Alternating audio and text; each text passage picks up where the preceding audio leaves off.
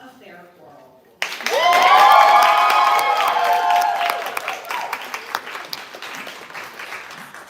Hi.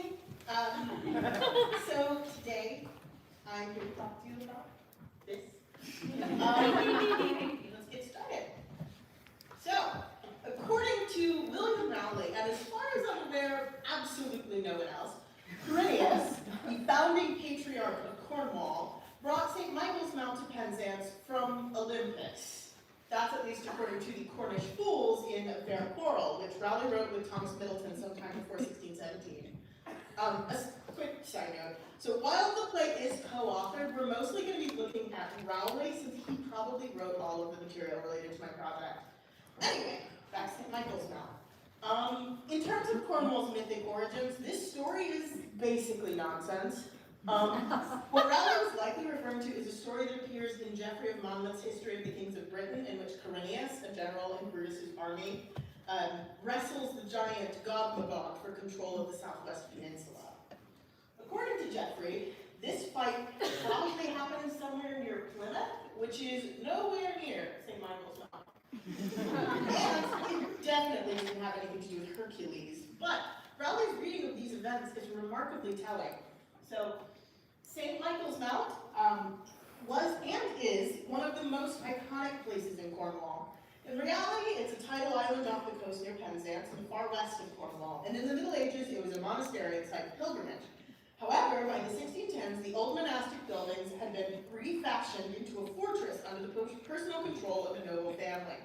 This gap between the Cornwall that Rowley imagines on stage and the Cornwall which actually existed exemplifies the ways in which the London stage produced a Cornwall which was a sort of vanishing point between myth and history.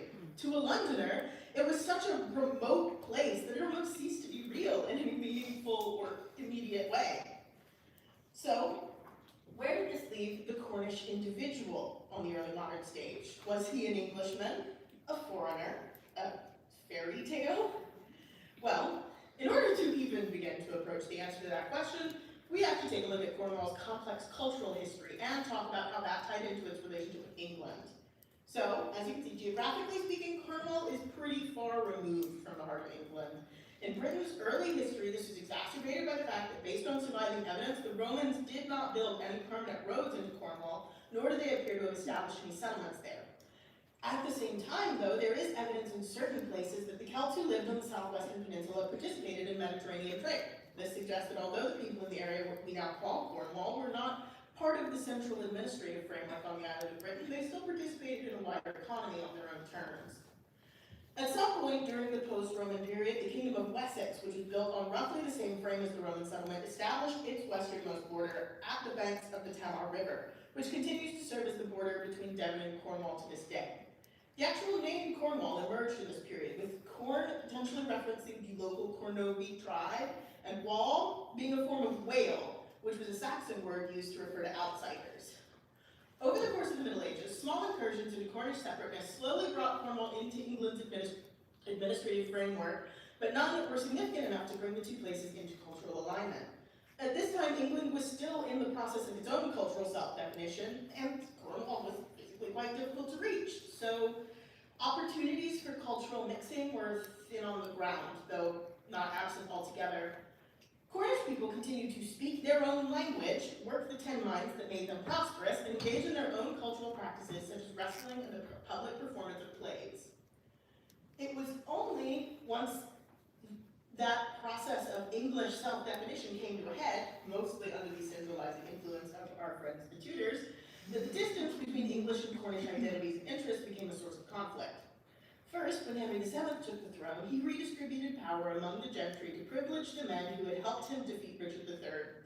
This included a good many men from the southwest, especially Cornwall. A few years later, those supplanted men seized the opportunity of a regional tax revolt in order to strike back at Henry. Their defeat supplied Henry the opportunity to solidify the new order in Cornwall specifically by punishing those enemies who had sought revenge. Then Henry VIII dissolved the monasteries, which in Cornwall had been centers of preserving the Cornish language, and he began building fortresses along the coast in order to combat back potential invaders. And then Edward VI standardized the English liturgy within the newly Anglican Church, which sparked another major rebellion among the Southwesterners, including those Cornishmen who resented the imposition of a foreign language on their religious practice. Each of these actions, either by design or consequence, chipped away at Cornwall's administrative and cultural separation from England. These repeated English encroachments resulted in a steady cultural erosion that, among other things, drove the Cornish language further and further into the westernmost reaches of the peninsula.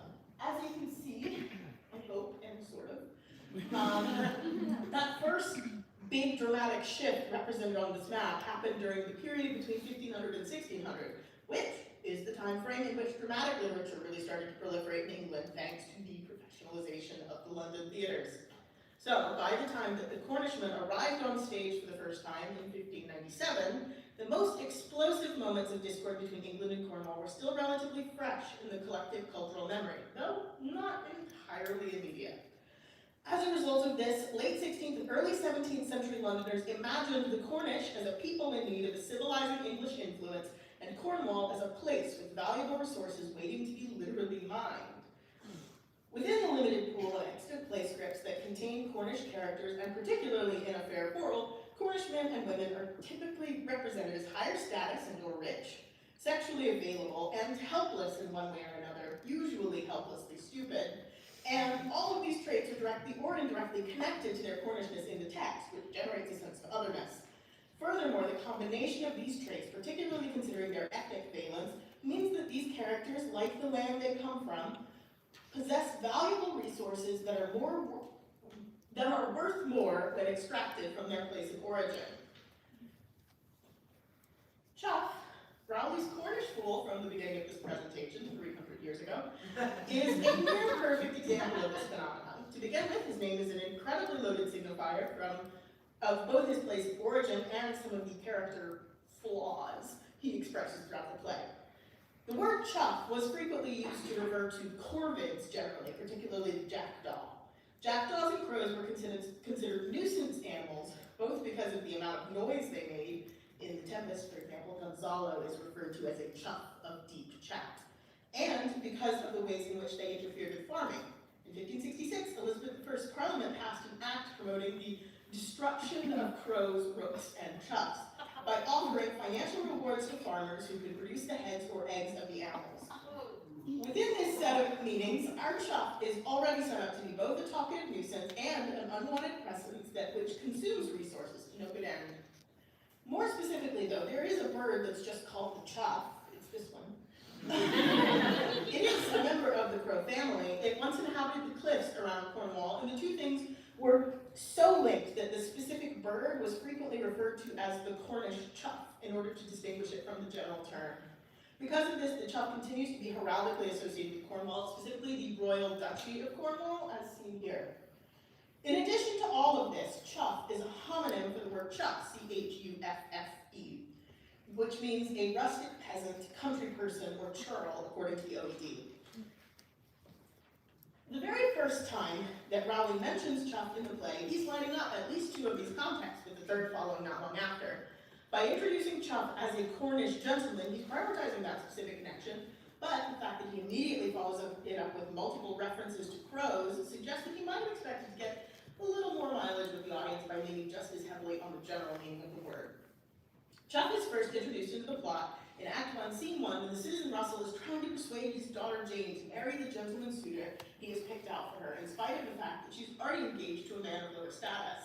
That gentleman suitor is Chuff, and the audience is primed to meet him by Russell's repeated insistence that a stupid husband, particularly a rich one, is better than a poor one, even if you love him. He tells Jane, a great scholar may beget an idiot, and from the Cloudtail may come a great scholar. Not only is this activating the third meaning of Chuff's name, it also clearly spells out the terms of Russell's exploitative interest in him. Additionally, the familiar structure of this narrative of a cynical social clocking parent coming between his child and her true love deprioritizes the potential social benefits of the wealthier suitor, and as such, Chuff, who, as we shall see, is already thoroughly discounted by his cultural unfitness, is condemned for the scheming alongside Russell. When we first meet Chuff, the reports of his stupidity are borne out to the furthest possible degree. He misunderstands everything, frequently points out the obvious, and takes every opportunity to talk about his favorite thing in the world, wrestling. Cornish wrestling is a specific form of the sport which involves participants in loose linen garments grabbing each other's clothes and trying to overpower one another. Chuff's preoccupation with the sport is used in exactly the way you might expect. It's basically all sex puns. When Chuff and Jenny are first introduced to each other, Chuff immediately gives her the Cornish hug, which most editors, as here, interpret as an overly familiar kiss, but which has a double meaning, since the Cornish hug is a special hold in Cornish wrestling. This coupling of a specific cultural reference to a show of sexual aggression is repeated several times throughout the scene, and the general impression is that Chuff's sexual agency is inextricably linked to his status as cultural outlier.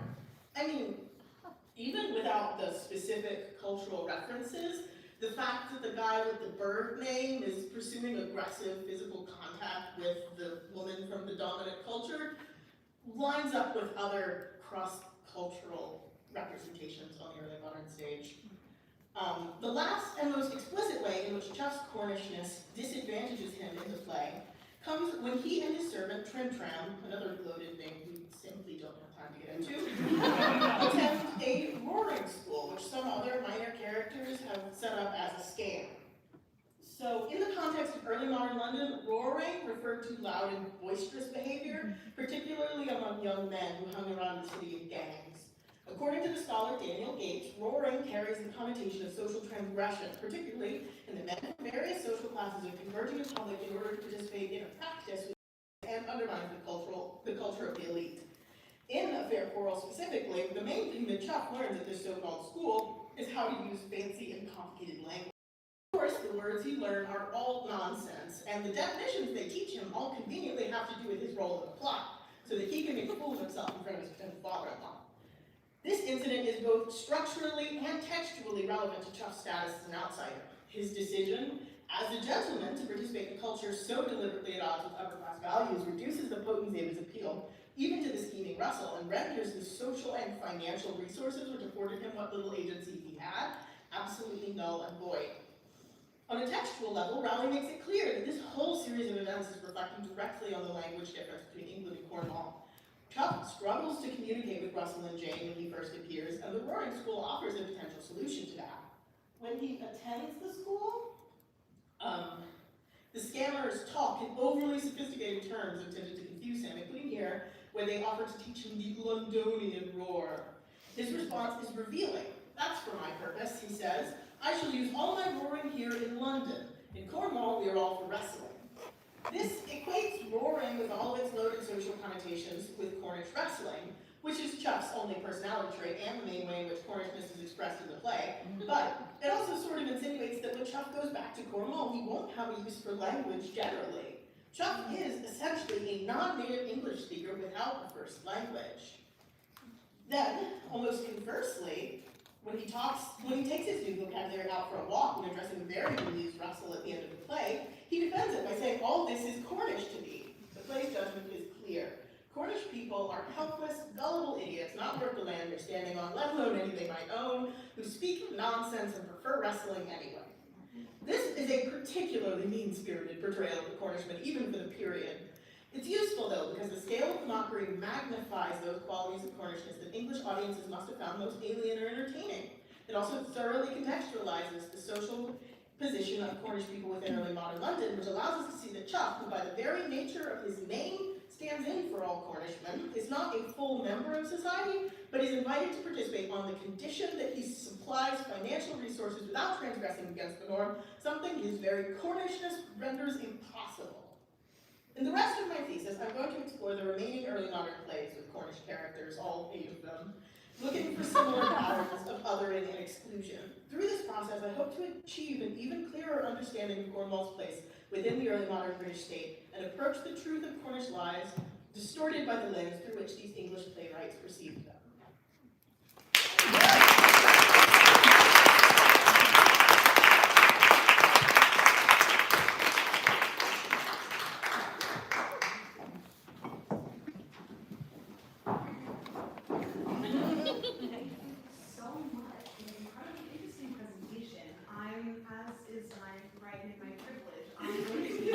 That's the first question, and I'm really curious on the relationship between othering a community while also colonialism forcing that community to become a part. So Cornwall is a really interesting case to me because their national status in terms of whether or not they're English is super, super vague for a very long time. And they exist in this sort of gray area because they are still linguistically different, but like they're attached. And they don't have repeated instances of like martial conflict. There are rebellions, but that's different. And so Cornwall becomes a sort of proto-colony where England has its first opportunity to exercise cultural hegemony in the way that they will eventually do with Wales and Scotland and Ireland and the rest of the world. In a way that is slightly less transgressive because of how slow it is. And so I think it's in a gray area where it is and isn't a colonial holding. And one of the really complicated things about this project is that a bunch of scholars up until fairly recently who were not Cornish have said, like, Cornwall's just part of England and it basically always has been, to the point where they don't even mention it. That's really interesting. Thank you. Any other questions? Yeah. I'm interested, you mentioned that there's a very small number of Cornish characters in the early modern canon. I was wondering whether you've discovered anything so far on if there's a difference in the treatment of Cornish men versus Cornish women on stage. Yes, so one of the big things that's come through for me is the sexual thing. Because wrestling is all that people talk about with Cornwall in a way that feels very, very pointed because it's slightly like animalistic violence that people engage in for fun in this foreign culture. Let's make fun of it. And the way that wrestling is used with Chuck is frequently as a means of aggression. But when we're talking about Cornish female characters, the wrestling puns are employed by like, oh, I bet she could take me down. In a very pro-y, gross way. And so that's a really interesting example of the same trope being used differently across gender. So you mentioned that in the play that you were focusing on, it seems as though the Cornish character comes from a land with no language. Have you found any evidence of there being a Cornish language at all? Yeah, no, there was. There is still a Cornish language. It's a reconstructed practice rather than a continuous one. But the Cornish spoke their own language similar to Breton, which they spoke in Brittany and Welsh. It comes from the same family tree, and it died out about 1750. Were there any other plays or characters that you've been exploring that you didn't get to include in this presentation that you really liked or yes. I mean, many. But particularly one that I find interesting is a character that's not Cornish at all. And it's in Richard Broom's The City Wit. The character of Jeremy disguises himself as a prostitute, who then disguises herself as a Cornish widow. Which is an excellent plot. Also, it's a really, really interesting way to look at Cornishness because it's being deliberately constructed for the characters in the world. So it's like when you look at a character in a play, you're seeing something deliberately constructed in order to play on the values of the people in the audience. But this plays on the values of the people in the play, which is more interesting. All right, I think that is all the time we have. Thank you all so much.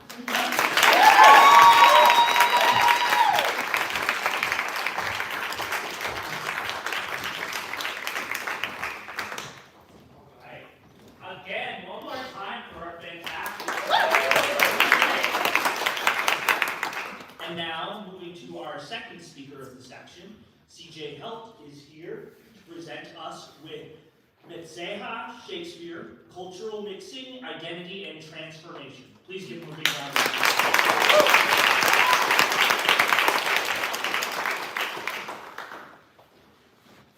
Hello, my name is C.J. Helt, though my full name is Christopher James Edberto Helt. I present to you my full name as an indication heritage, and a reason for my topic today. My thesis, currently titled Mestizaje Shakespeare, Cultural Mixing, Identity, and Transformation, revolving around my own mixed ethnicity as being half Mexican and half white. Since coming up with my topic, my thesis has grown in size and relevance, going from seeking remedy for personal pain and grief to challenging embedded racist and colonial frameworks. In today's news, you see stories about masked men abducting people, Hispanic and other minorities, off the streets at the behest of the executive branch. A cultural and ethnic cleansing to restore the cultural and racial identity of this country to its ideal default. When I started on this path, I had no idea the sheer relevancy my topic would gain in such a short manner of time, due to the actions of hostile government agencies. We must push back in whatever ways we can. And so this is my pushback, my protest, my thesis. My work explores the issues of mixed-race individuals and questions the European-centric ideal of racial and cultural purity inherent in the cultural landscape of the great American melting pot. Specifically, I will be analyzing the history of instability in the Mexican-American borderlands and how that relates to the mestizo individual struggle over identity and heritage. Using adaptations of Shakespeare's plays set within the borderlands, I will identify the mestizo avatar in the play and highlight how the playwright presents their struggles and how they promote the idea of cultural hybridization, or as Gloria Anzaldúa calls it, the borderlands consciousness. For this presentation, I'll be focusing on the play The Tragic Corrido of Romeo and Lupe by Ceres Jaime Magnana, for its mixing of languages, classes, use of setting, and use of the mestizo struggle as a cornerstone of its Romeo and Juliet adaptation. In order to understand the work of Borderlands adaptations, it is necessary to first define what the Borderlands are.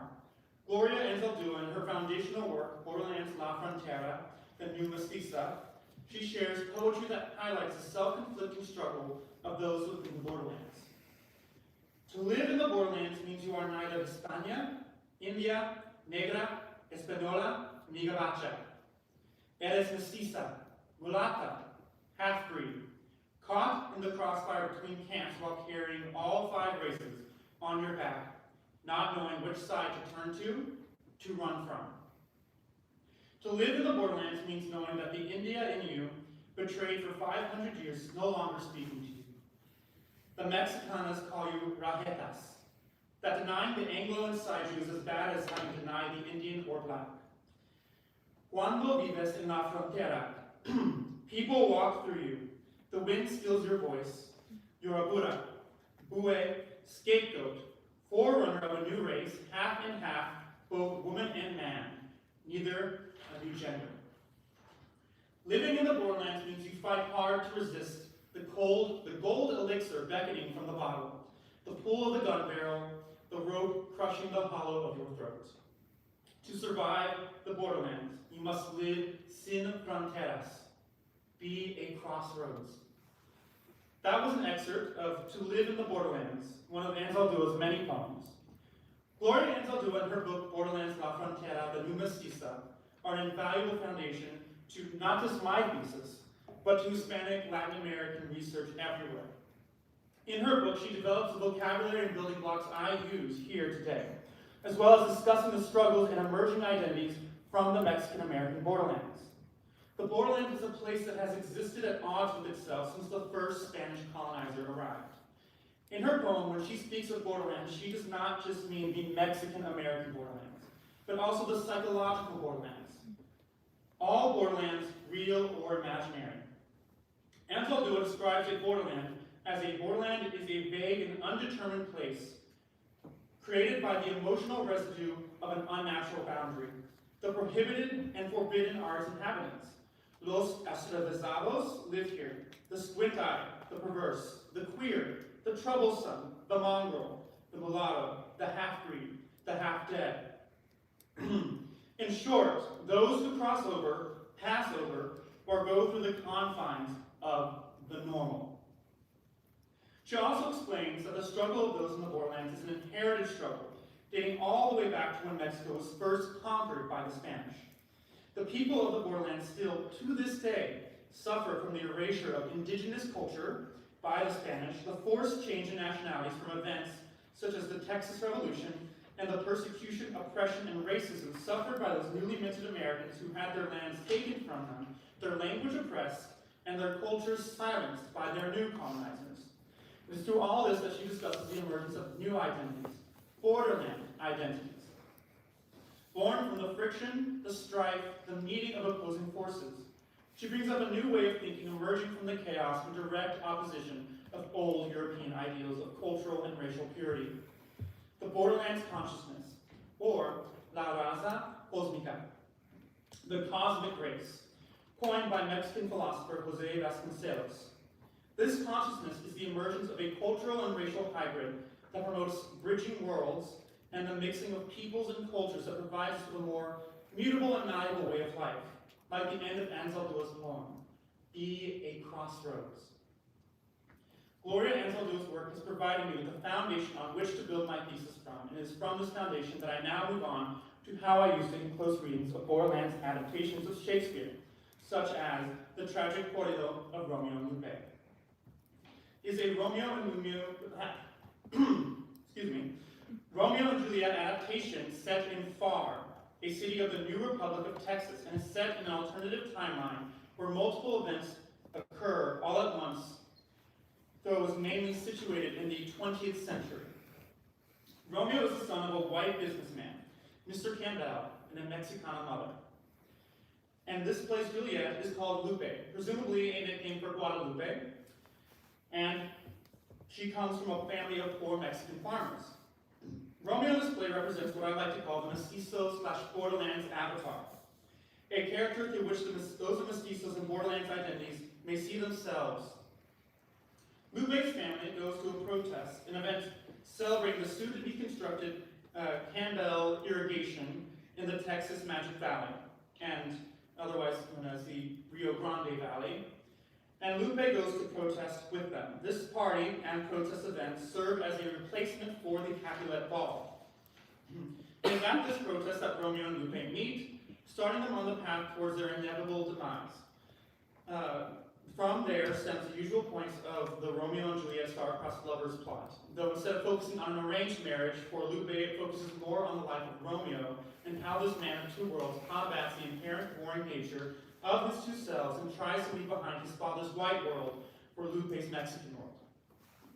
The Borderlands mestizo struggle is front and center in this play as language switches from Spanish to English without warning, and the audience watches Romeo engage in a common occurrence amongst those of mixed heritage.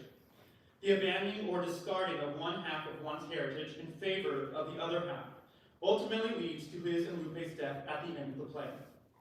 It is through this tragedy that the playwright highlights what I call the triaging of one's identity, by which I mean choosing between one world or the other, which is not the solution that will fix this struggle. It is instead bridging the two worlds and creating a new one from that coexistence of two opposing forces that exists as a path forward. The first thing I'll discuss here is the language. As I stated earlier, there is a mixture of Spanish, English, and Spanglish used throughout the text. In fact, the play opens with the corrido singer singing a song in both Spanish and English. And this thread of swapping and mixing languages is a thread that pulls throughout the entirety of the play. There are only a few characters in this play that speak only one language. Those characters being Mr. Campbell's side of the family, and Lupe's father, Don Diaz, and her tia Mara. The rest of the cast speaks both languages and even speaks in Spanglish, which is the mixture of Spanish and English. This constant flowing in and out of languages and the mixing of them reflects the cultural tapestry and history of the setting. It also, it also showcases the two worlds scraping against each other with how the patriarchs of both cultures, unable to speak the other culture's language, and it is the children who grew up in these borderlands between the two that have learned to speak both, and even mix the two, creating a mixed language. Just like how Romeo is a mestizo from his Mexican mother and his white father. We even see this understanding of multiple languages weaponized against the heads of cultures as Lupe and Delma. Delma is Lupe's cousin, who takes on the role of what the nurse served, switched to English in front of Don Diaz, knowing that he cannot speak the language and would not understand them. This illuminates how emerging hybrid cultures buck against the old, trying to establish themselves. Sorry, I'm getting over a cold. You can't tell, I know. The other thing in response to language is how that language is presented. I talked a little bit earlier about how a choral singer sings a song introducing us to the world of this play. But that and regular talking are not the only forms of using language presented in this text.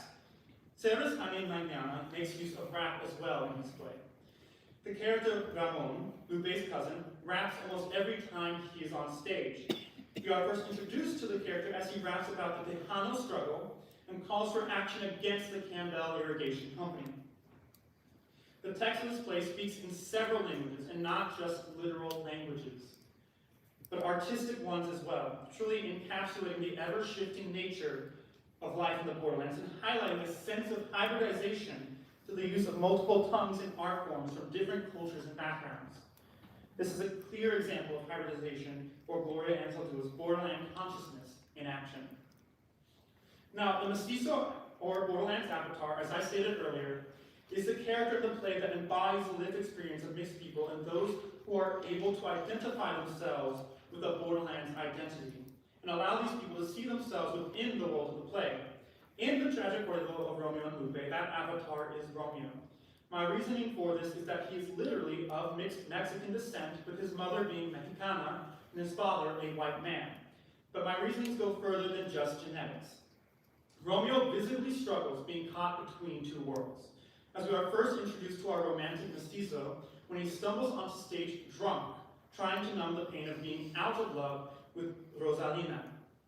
The internal struggle could be used to explain the rushing into marriage with Lupe and the eventual suicide at the end of the play, calling back to Gloria Anzaldúa's poem. Specifically the stanza, living in the borderlands means you fight hard to resist the gold elixir beckoning from the bottle, the pull of the gun barrel, and the rope crushing the hollow of your throat.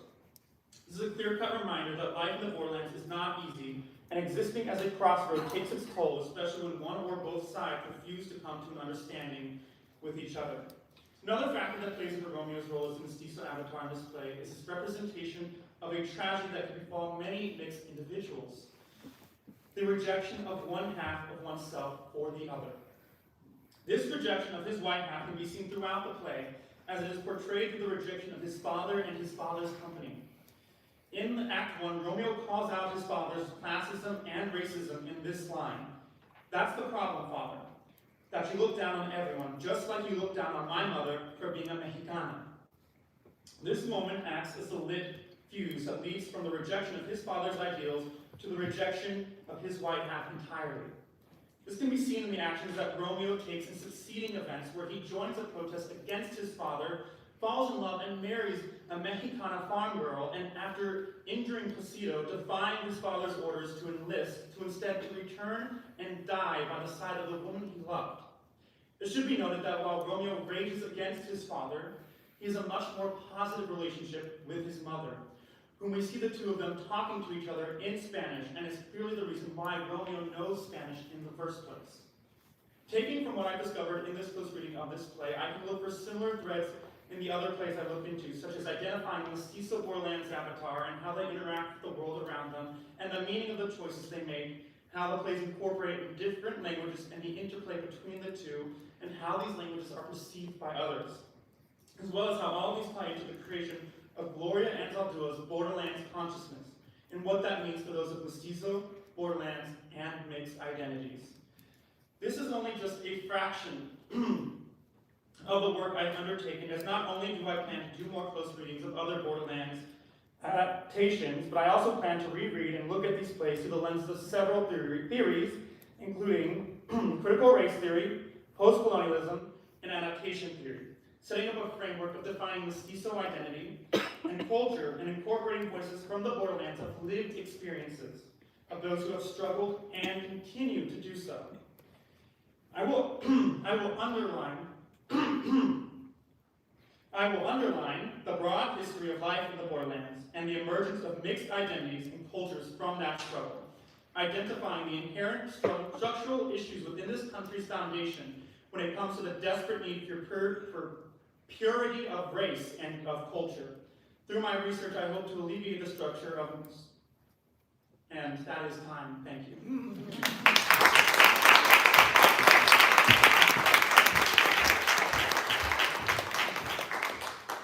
Let's give that round of applause.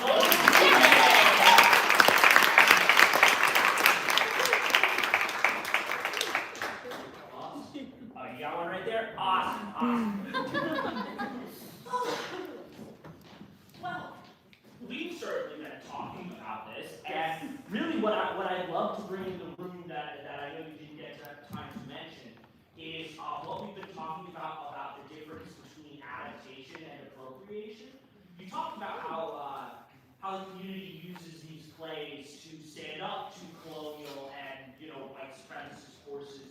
And can you talk a little bit about how the difference between adaptation and appropriation plays into that in your thesis at Lora?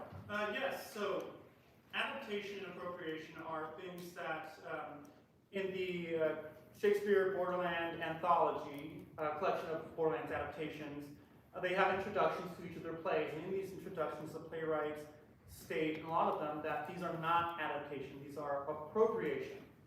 And what an adaptation is essentially is you are buying a vehicle, say The Winter's Tale is a nice sedan. And adapting it is putting a nice fresh paint coat over it to fit some type of theme, like sci-fi. Whereas, we're not going into how these might actually work here. This is just an example. Whereas an appropriation is, you see the completed car of The Winter's Tale, and you instead take that car apart, take its parts, and build your own car. So it may not always, so it's not trying to serve the purpose of the play. They are taking the play to serve the purposes of the story they are trying to tell. Any, now let's open questions from the crowd. Right back there, Ryan. Okay, so I wrote this down. Okay, so while looking at mixed race mestizo children, will you also be looking at mulatto children and Afro mestizo children and the denial, or the ramifications of denial of all of those races, or either races? So, I do look at some of it. I don't, of course, have the ability to cover everything. Essentially, my thesis has, what I've done is I've gone to an ocean with a cup and picked up a bit of ocean water with that cup and went, here's my thesis. It has a little bit of everything in it. And while I may not be able to cover everything, I do hope to look at how this affects multiple other ethnicities, from mulattoes to those of just mixed native indigenous cultures as well as mestizo. And to just, at the end of the day, it's meant to also reflect the broader mixed identities of people everywhere. Well, first years, y'all can remember that cup metaphor. Second question, Irene. So you're talking about an adaptation of Romeo and Juliet that you're reading. Are you reading specific Borderland adaptations of Romeo and Juliet specifically, or are there other Shakespearean works that have been adapted that you're looking at? So, I was planning at first to read several different adaptations.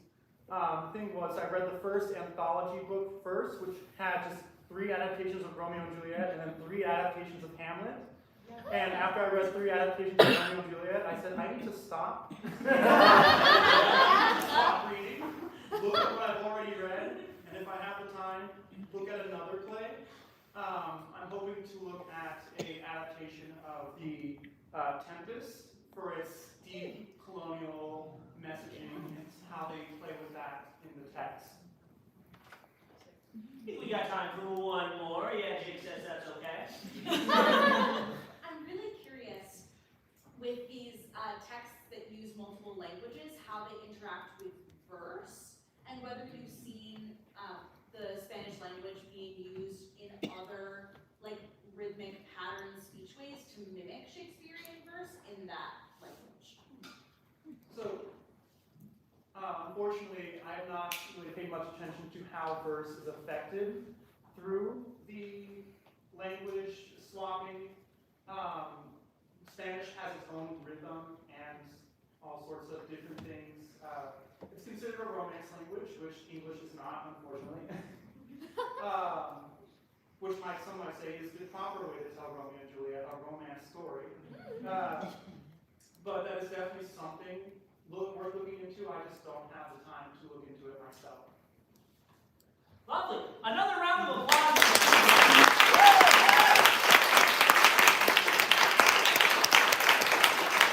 And when you finish clapping, congratulations, you are on a 10-minute break.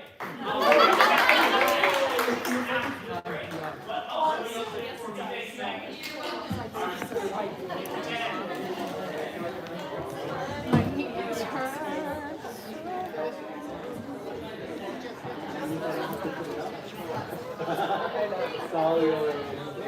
We should all.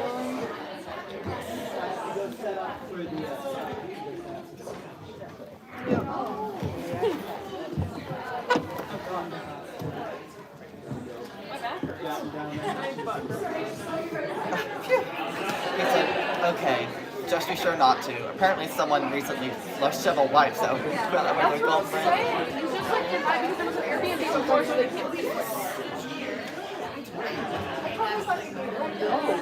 Or you could have, yeah, that's why you deny and I offer the least amount of information. Not the live stream. That's all I'm thinking about right now.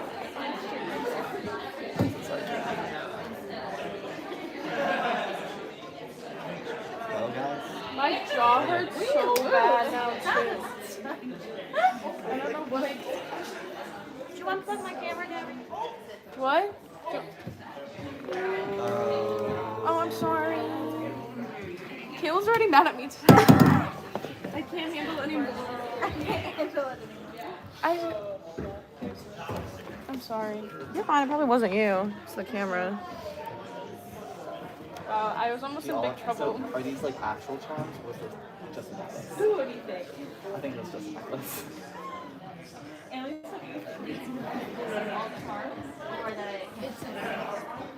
You guys are so annoying. Let's just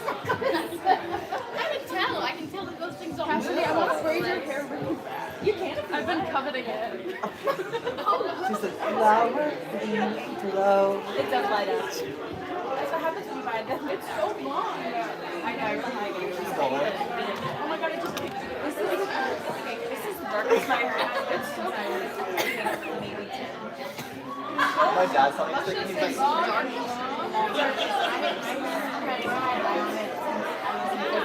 I've never heard of headphones. Is that a you? I wasn't going to be blonde, to be honest, and I'm arguing with kids that was blonde and the rest of it. Yeah. It's not local. And then, You can tell you were blonde.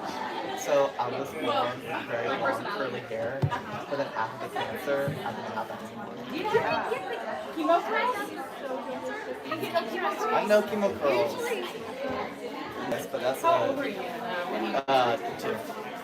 Oh, well, I think that's also a natural pattern for like children's hair. Yeah. That's how it was. His was kind of stronger. I will say, Mine was like this kind of long. I did want to be, like, I really wanted to be a sweet spot with my words. That's never existed. No one trusts the cat about longer. What? Yeah. What? I'm also born with my eyes so funny. Did you cry recently? No, it's I didn't. No, it was first the heart surgery, then it was the cancer. I was born, my air valve switched, so they had to go in after. Did they switch us or did they like just So they were switched, and then they were in the next week do my vitals, and like, oh hey, he's blue and not breathing. And so they did like. Apparently not. Apparently not. I feel like your body was trying to say, hey, let me go. What did we run? I'm a Capricorn. Wait, I need everyone's like rising though, and they're, I Okay, need like, do you have Aries. Of course. I'm a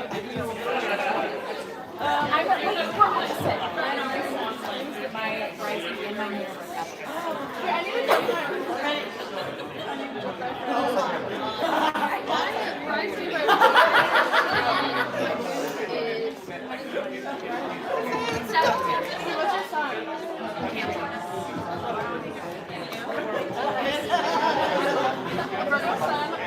surprised for you. I've seen you get away. Based on you guys weren't here, so we were just asleep upstairs. No, we saw you. You couldn't find us. Wait, I was pretty sure you did. You're really cute. Okay. I wrote this. Okay. But that was perfect with that. It's a where's the wall? So please look at this. Guys, where's Gatsby? You just took a walk.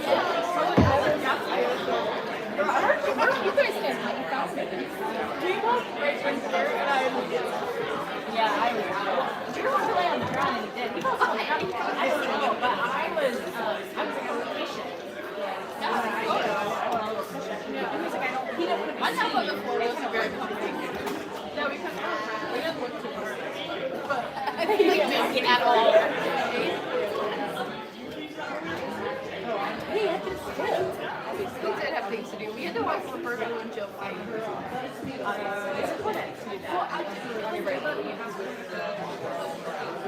Caitlin let me ask. What was their answers? Yes, they've been back. Oh, okay. And then they fought. They looked at us.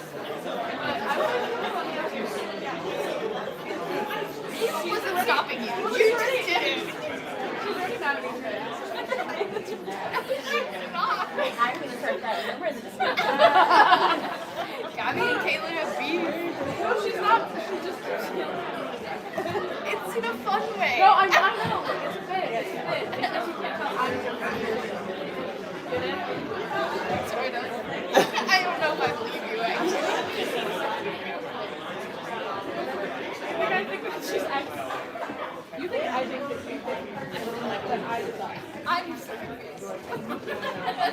Basically, most of the things that I think what is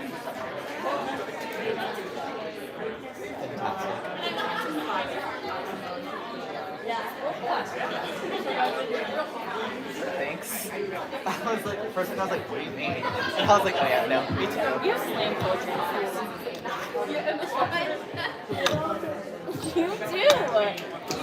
Yes. Yes, thank you, Gabby.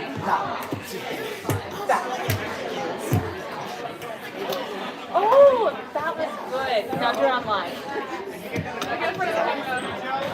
Wait, you basically did your own. Yeah, none of my siblings had complications. None of your siblings had complications? No. There's always one medically complex child in the family. I gotta make a wish though. You did? Did you go Disney? Yeah. Classic. Yeah. I think I'm technically medically complex child. Not that. My sister's a type 1 diabetic, so like she has a selfie diabetic. That's a forever kind of thing. I'm gonna take a pass. I'm very good. I got that. Because I'm cool before.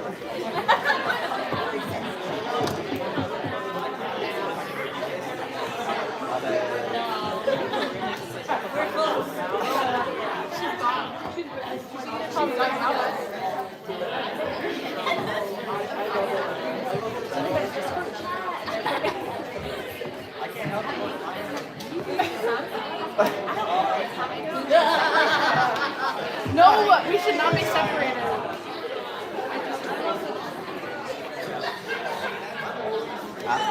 I'm gonna do something I can't do. Like, right. I don't know what to do for homework tonight. Give me that program. Wait, are we supposed to?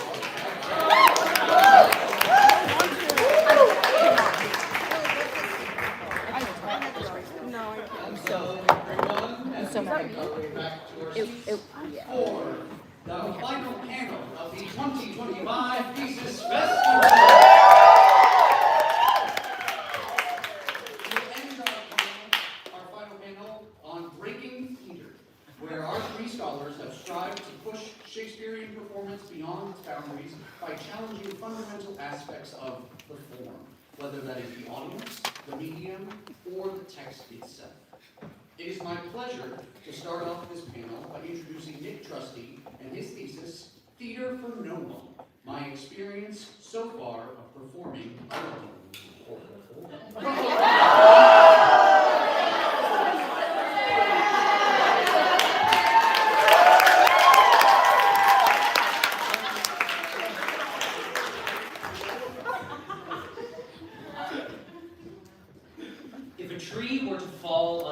world where there were no human beings, would there be any sound? This is a quandary initially posed by the 19th century American magazine, The Chautauquan. The magazine then answers their own question, quote, no. Sound is the sensation excited in the ear when the air or other medium is set in motion. Okay, so no sound. But did the tree fall down at all?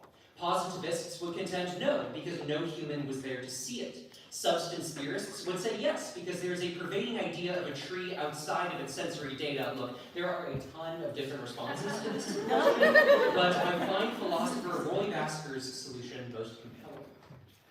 If men ceased to exist, sound would continue to travel and heavy bodies to fall to the earth in exactly the same way, though, as hypothesized, there would be no one to know it. Basker escapes from the solipsistic trap of positivism and contends there is indeed a world outside of our human perception. Allow me to now reframe this philosophical question in a theatrical context. If a play happens in the middle of the woods and no one is there to see it, did the play really happen? The Oxford English Dictionary says no. Based on the definitions of play, theater, and performance, this proposed play would be none. I mean, it seems absurd, right? A play in the woods. If no one sees or hears it, what kind of a play is it? Well, let's put that idea to the test, shall we? I'm going to perform a monologue as Leontes from The Winter's Tale, and I want you all to think about when my performance starts, when it ends, and if that performance ever lapses. There have been, or I am much deceived, couples ere now. And many a man there is, even at this present now while I speak this, holds his wife by the arm that little thinks she has been sluiced in his absence, and is pawned fish by his next neighbor, by Sir Smile, his neighbor. Nay, there's comfort in it, while as other men have faith. Should all stare mankind would hang themselves. Is it fort? There's none. It is a bawdy planet that will strike where 'tis predominant, and 'tis powerful. Think it. From east, west, north, and south be concluded, no barricado for a belly. Note, it will let in and out the enemy with bag and baggage. Many thousand daughters have the disease, yet feels not. So, when was I performing? There was a chunk of time when I couldn't be seen by anybody, and it's likely that at that moment I couldn't be heard either, or if I could be heard, it was only barely. I was still speaking, though, and my actions were contributing to the story that you would eventually see once more when I re-entered. It seems that my performance paused and then resumed moments later. I would argue, though, that in that moment, I was still performing, but for no one. No one to see me, no one to hear me, just me and myself with no audience. That is what my thesis is about. It's about performance without an audience. Indeed, it has long been believed that plays are nothing without their audiences. Scholars and practitioners alike agree that audiences are necessary for theater to be qualified as such. But despite the hearty discourse regarding the role of audiences and their methods of interacting with performers, there has been little to no consideration of the value of theater without an audience, or even if such a thing is theater in the first place. Over the past few months, I have been working to test this performance practice. Inspired by Ilka Vorman's Art for No One, 1933 to 1945, I have now completed 2 performances in the middle of the woods with no audience. I promise. Using my experience performing the balcony scene as Romeo from Romeo and Juliet, and the entirety of The Winter's Tale as Leontes, this presentation talks through the value of doing theater for no one, and with no castmates and no audience. This is qualified and framed through the lenses of performance art, Buddhism, and Shakespearean criticism. While I'll only touch on some of that today, my thesis will explore all of those topics in more detail. Like the censored artist's works and Ilka Vorman's book, I want to contend that theater for no one is valuable to practitioners whose political situations inhibit their practice. Additionally, I'd argue that this method serves as a training tool for deeper philosophical and performative exploration for active performers. Before I talk about my experiences performing in the woods, I'd like to give some context for the approaches and lenses that I'm using for my thesis. We'll start with Ilka Vorman's book I mentioned before. This is the source of inspiration for my thesis title, and one of the only considerations I've found for art without an audience. It features the works of 14 artists who existed in and around Germany during the Third Reich. The artists in Art for No One each have a number of paintings, sculptures, or photographs presented alongside a biography detailing their artistic and geographical trajectory during World War II. What's fascinating is that some of the artists in this book talk about how their work was purer during the war because it was for no one. An interesting observation, and one I hope to explore further within the conventions of theater. As I mentioned, I've now performed both a portion of Romeo and Juliet and all of The Winter's Tale. My choice of Shakespeare does not have to do with the institution I attend, but because of the relationship between the audience and Shakespeare's text. Shakespeare's characters are never speaking to themselves, but have a dialogue with the audience. Nancy Selig points out in her article on soliloquy and direct address that Richard II, quote, is not just speaking alone with the audience, but speaking about speaking alone with the audience, end quote. As such, what happens when you remove the audience from Shakespeare's plays? Where will the actors direct their speech? For whom will they perform? These questions are at the heart of my thesis and are ones I hope to answer through my practice as research. So what is my practice? My process is framed through the 4 steps of Kolb's learning cycle: concrete experience, reflective observation, abstract conceptualization, and active experimentation. I started with the concrete experience, the plays themselves. In picking my plays, I took 2 productions I've worked on in the past and adapted them to be in the woods with no audience. This adaptation had 2 primary targets: blocking and scene partners. Much like any touring company needs to adapt their blocking to new theaters and locations, I had to do so for the woods.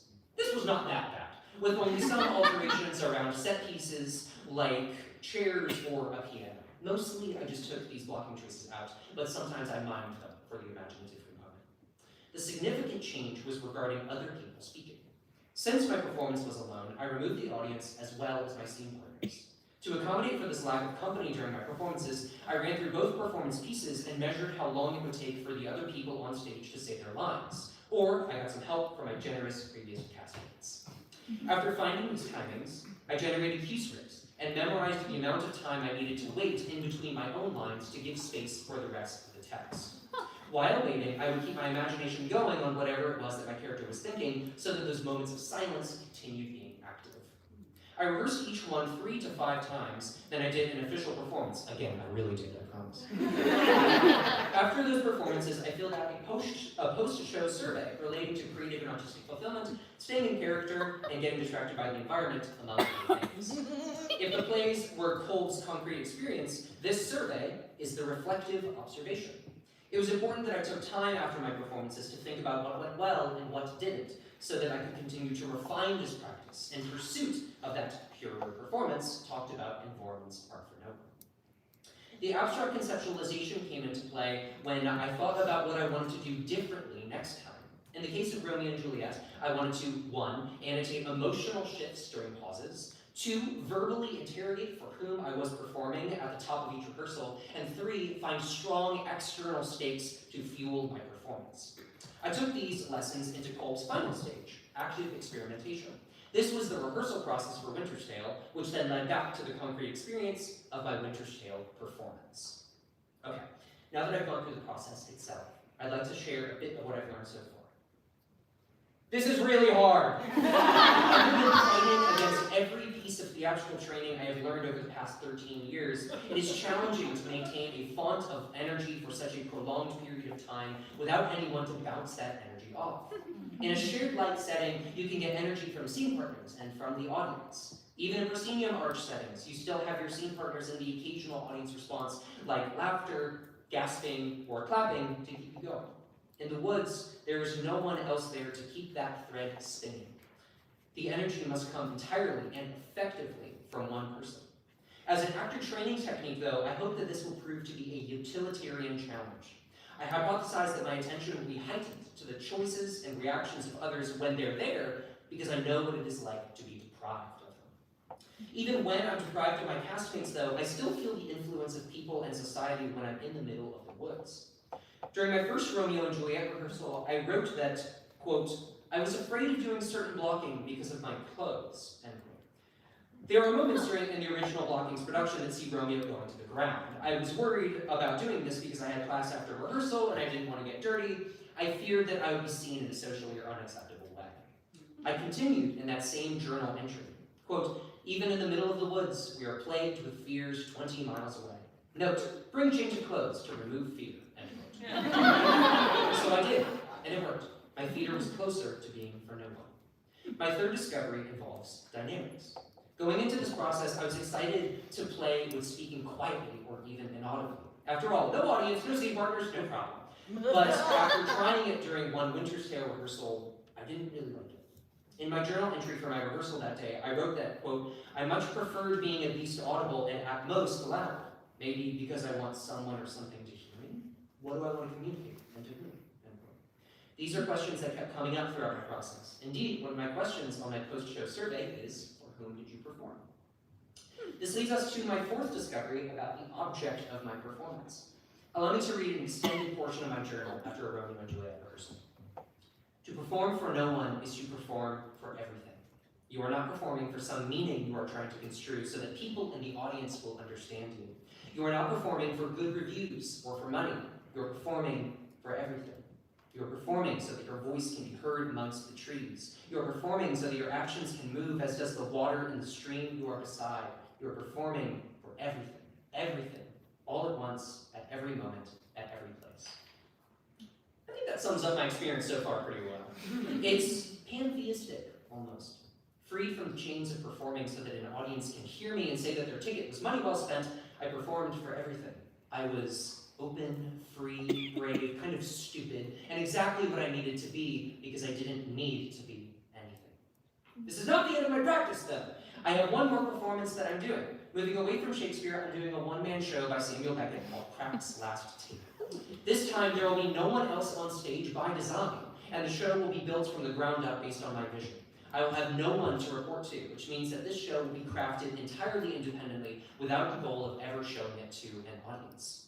While that goal will be maintained, I will be showing this performance, after having done it alone officially, I promise, to a small invited audience in order to gather some responses and reactions to what my theater for no one is like. Just to touch on Beckett.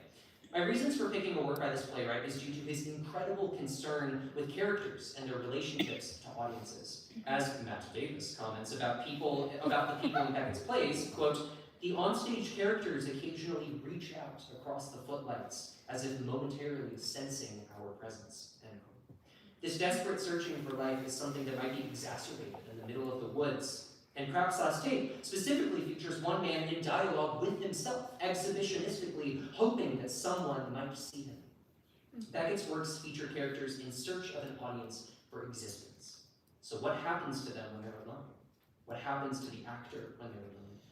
These are the questions Beckett's play will help provoke and possibly answer in my thesis. As a final note, I mentioned way at the beginning of this talk that Buddhism is the focus of my thesis.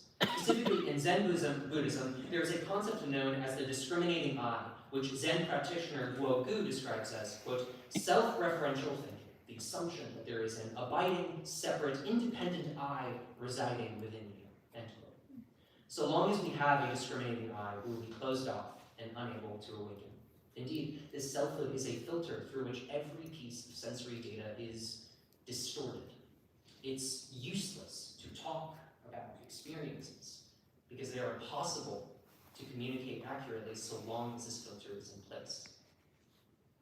But I'm trying, and that's all that matters. Calling back to Basker, sound continues to exist even if no one hears it, and theater is no different, I'd argue. If I may adapt his quote, if audiences cease to exist, theater would continue to thrive and actors' voices to reach the heavens in exactly the same way, though, ex hypothesi, there would be no one to know. I speak in order to speak, not to be heard. And we should perform theater just to perform theater, even if no one sees it or can understand it.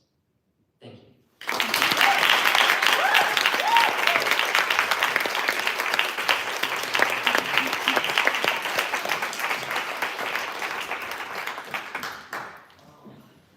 First, remind me later to pick your brain up in the Yankees pit. Oh, But first, I had a question that you specifically chose to perform these monologues and these whole performances out in the woods. And while while there were no other human beings with you, you were still surrounded by life in forms of plants, wildlife, and even forces of nature.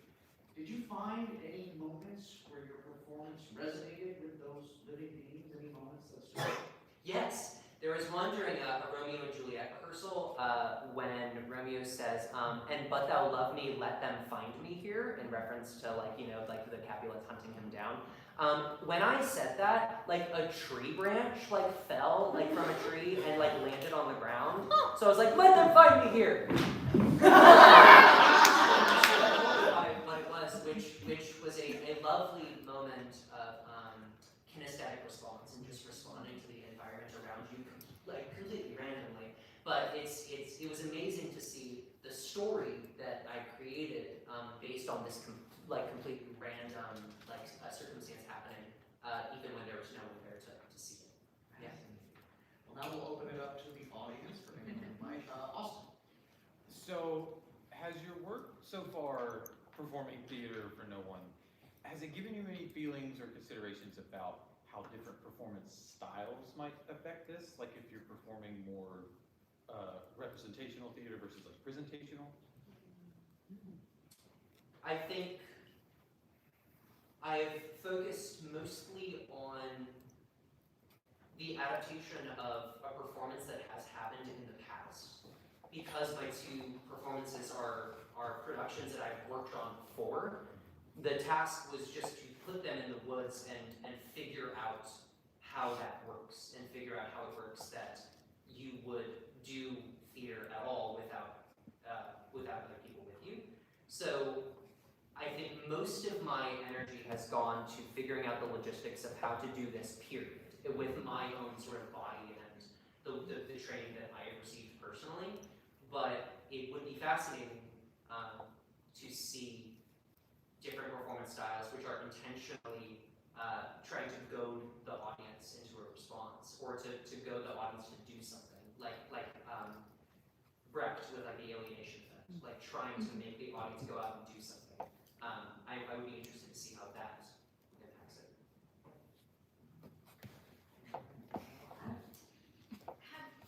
While you're performing in the woods, has anyone ever been walking through the woods and stumbled across you and your performance? And if so, how do you respond to that? Very tragically, yes. The first time it happened was in my very first rehearsal. I was rehearsing the balcony scene from Romeo and Juliet, and I was unaware that I was so close to a hiking trail. So I was doing this scene, and then I like pause to wait for a line to happen, and then I just hear like footsteps crunching on leaves, and I look up, there's just a dude like walking by, and I tried to make eye contact with him to be like, this is a project, I'm not freaking weird. But he didn't even look at me, which I just keep going. That the weird theater guy won't see me. But it has happened actually many times now, and most recently it happened yesterday when I did my Winter's Tale performance.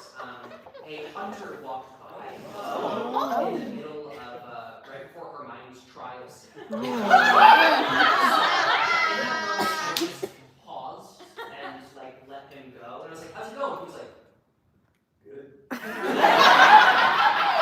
So what I have done is it has somewhat, to my disappointment, interfered with my performance, but I usually just leave it and let people go. But yeah, it's always unfortunate when it happens. It makes me self-conscious. All right, I think we have time for one more question. Go with Irene in the middle there. So you said you are performing balcony scene from Romeo and Juliet and the entirety of Winter's Tale. Mm-hmm. How are you dealing with the scenes that Leontes isn't in? So, thank you for asking. So, Leontes is not in any of Act 4. So, what I did was I read through Act 4 or the cut that we did of the Winter's Tale through Act 4, and I timed out how long it took me to say those lines, and I just waited, quietly, for the text to happen, for the rest of the play to happen, which meant that after Hermione dies, then I waited for 7 minutes for the end of Act 1, and then I waited for 15 minutes for an intermission, and then I waited 32 minutes and 32 seconds for all of Act 4 to happen. So after Hermione's death scene, I waited for well, I don't know what the math is at, like 50 minutes or something, just like waiting for the next thing to happen. It was very calm. So yeah, I just waited for the play to happen. I waited for the rest of the text to go. Cool. I think that is all the time we have.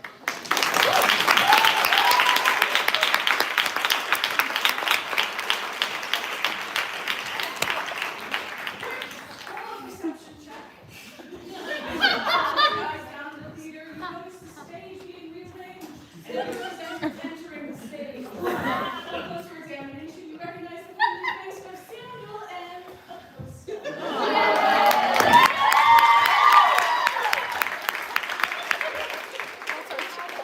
Reading Shakespeare check. The theory and process of adapting Cymbeline into a Dungeons and Dragons adventure.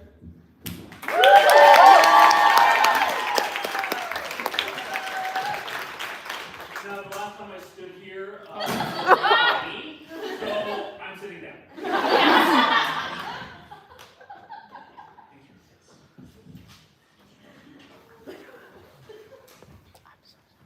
It's not you, it's the Now, I would like you all to look at this.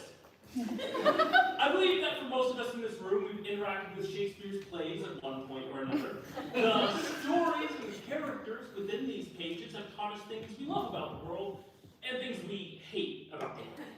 This book contains endless stories, endless problems, and endless possibilities for creativity. Now, I would like you to look at this. This is a 20-sided die, or a D20. For some of you, you couldn't care less, it's a piece of plastic. For some of you, you might have seen this before at a store or at a friend's, but for others, I can almost guarantee that you don't see a piece of plastic. You see a gateway to endless stories, endless problems, and endless possibilities for creativity.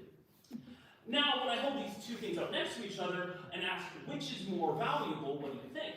Inherently, there is an objective answer, seeing as this cost me about $40 and this about 50 cents. So Shakespeare wins in that regard. But in terms of what it means to me, and the value it has to me, that's a bit of a different answer.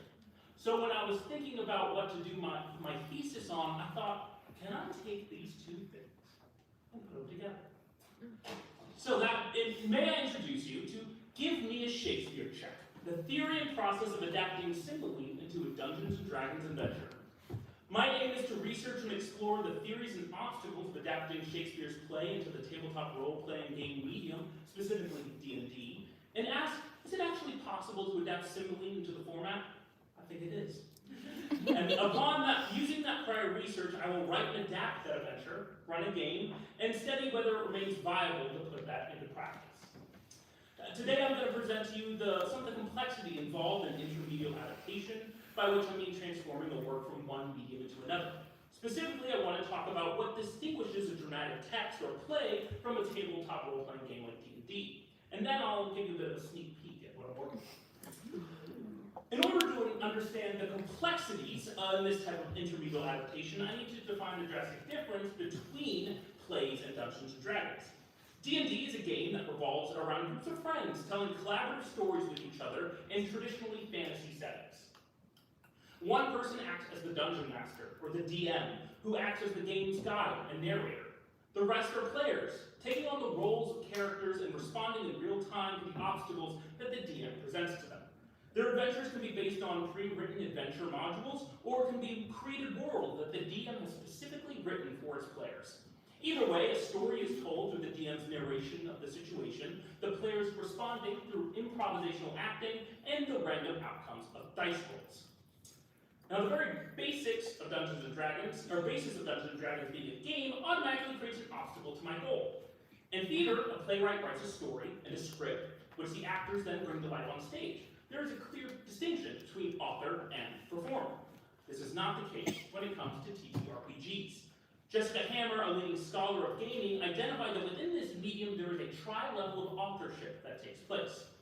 Here, the primary text and written by the primary author is responsible for setting up the world and its rules.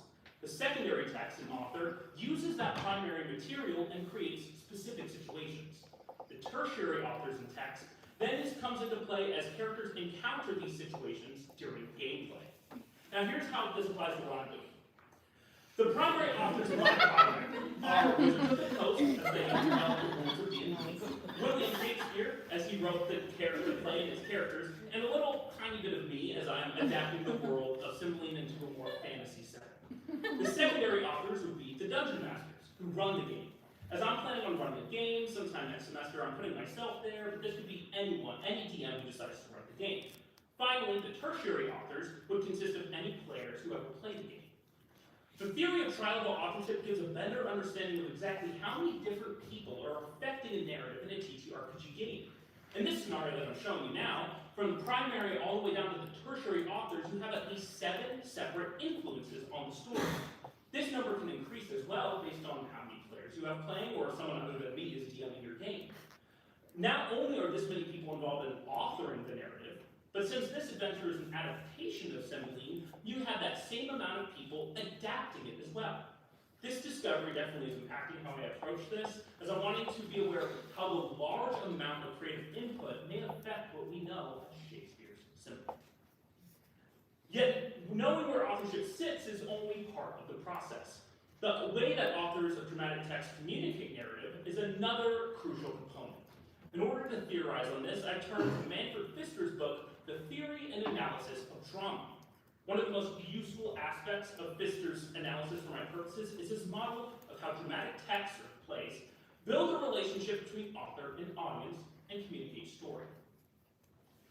S4 in this model represents the actual author who created the work, with S3 representing the ideal author, the subject of the work, or the source of what is happening. S and R1 are the fictional characters communicating with each other through dialogue. R3 represents the ideal receiver of the work, with R4 being the actual receiver. Now, S2 and R2 are representative of the fictional narrator and fictional addressee that appear in novels, but Pfister specifically calls these out as being removed from the equation when it comes to drama. All segments work together to create a line of communication between the author and the audience. Now, there are 2 things I specifically want to point out with this model. First, there is a linear line of communication going on from author to audience. There is no avenue for audience response to shape the text and to have that text tailored to them before the performance of it. It only is during the liveness of performance that audiences gain this power, and that power is strictly dependent on the type of performance event being attended. That is not a reality shared with TTRPGs. In that medium, the script itself does not even exist until it's collaboratively created during the course of a live game. The players are able not only to move the plot throughout, but to help write the first and only drafts of all text and speech. Second, in this model there is an ideal audience, which means that there's a lack of direct control over who is taking in the narrative. Nobody can fully control who buys tickets to the show, but with D&D, Dungeon Masters, typically, have control over who plays at their table.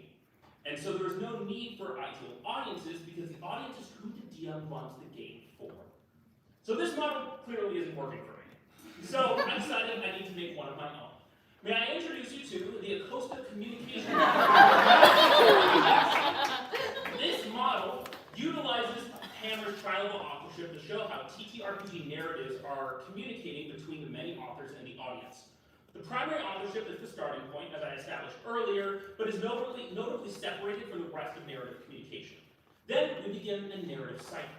The secondary author, in this case the DM, communicates a narrative to the primary audience, which is the players. The players then take their reactions as an audience and utilize that to inform the narrative that they create, as they transfer from an audience role to an author role. Then they communicate narrative to our secondary audience, which is our DM. The DM's reactions as an audience then inform the new content that they create, thus restarting the cycle. What this model doesn't show, however, is the varying speeds at which this can take place. There may be instances where this cycle takes a few minutes, since some longer dramatic situations require more explanation or description. Other instances, however, may cause this cycle to happen within seconds of each other, with audiences responding to small performative cues such as facial expressions from their respective authors. This leads to a type of narrative creation that not only integrates its audience's responses into the process, but can occur so quickly that the line between author and audience is incredibly blurred. What this model attempts to do is, one, give an explicit outline of what TTRPG communication looks like. Two, acknowledge the line of authorship set by Dr. Hammer. And three, highlight the cyclical nature of conversation between author and audience. All of these are crucial aspects of my experimentation.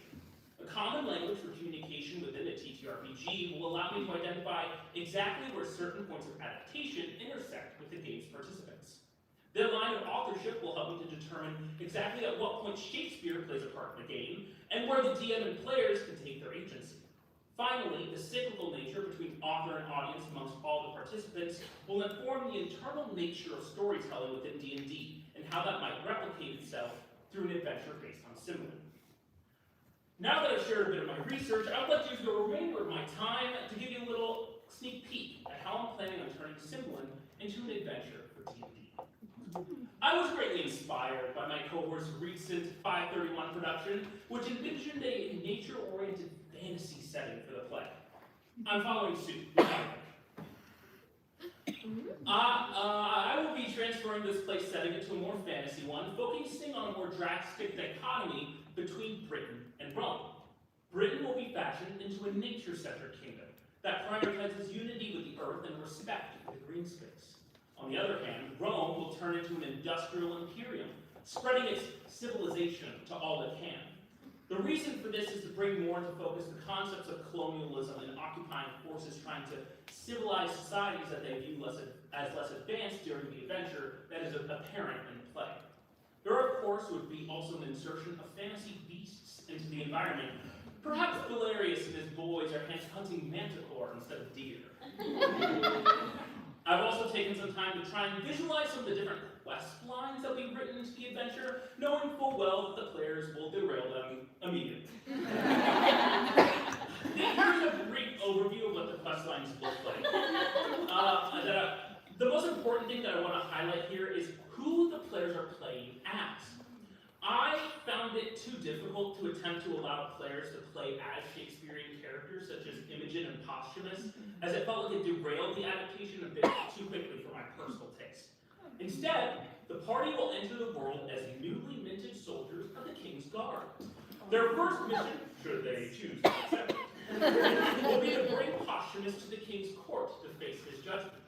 This will help to insert players right into the action without forcing them to have any backstories or character traits that are possessed by Shakespearean written characters. The final thing I want to discuss is the process of turning a Shakespearean character into an NPC inside of D&D. Unlike plays, where characters are a sum of their words and actions, characters in D&D are largely a sum of numbers, quantifying certain attributes such as wisdom, strength, and charisma. The process then of D&D defining a character means taking the information that the play provides about them and diluting them into numbered statistics. Here is an example of what I'm talking about. Hilarious has been my case study for this. It looks pretty good, right? I first wanted to determine what D&D class to assign him to. Through studying the play's text, I found consistent religious connections between Valerius and nature, even to having a sense of prejudice against city-oriented life.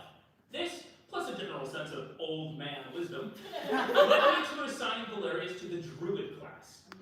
Druids are magic users who receive their abilities from the natural world, giving them the power to wild shape into animals, along with casting certain nature-related spells.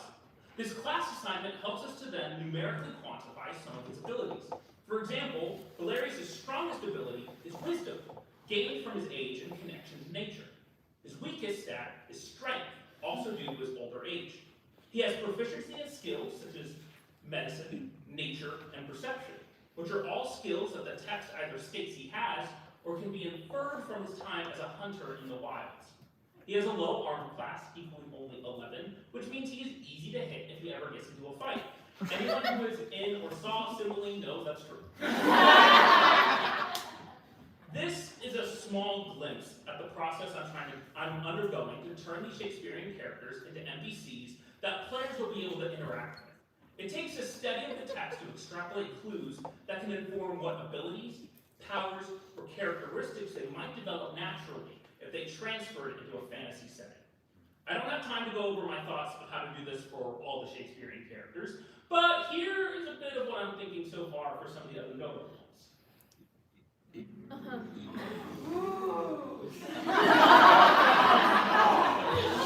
Now, this is not just about playing D&D with a hint of bardic inspiration, but rather a chance to explore what kind of agency readers of Shakespeare can have by inserting themselves into the world and the story, and exerting their agency within it, not outside of it.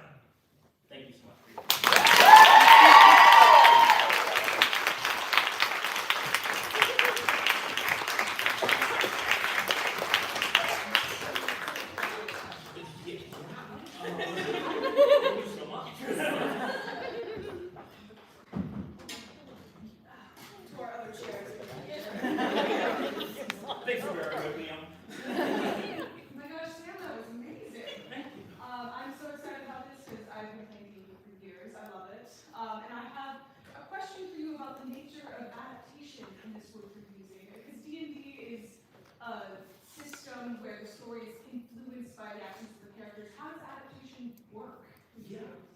So when you think of adaptation, traditionally you think of what's called fidelity adaptation, which is as trying to copy as much as you can from the original and put it into the new.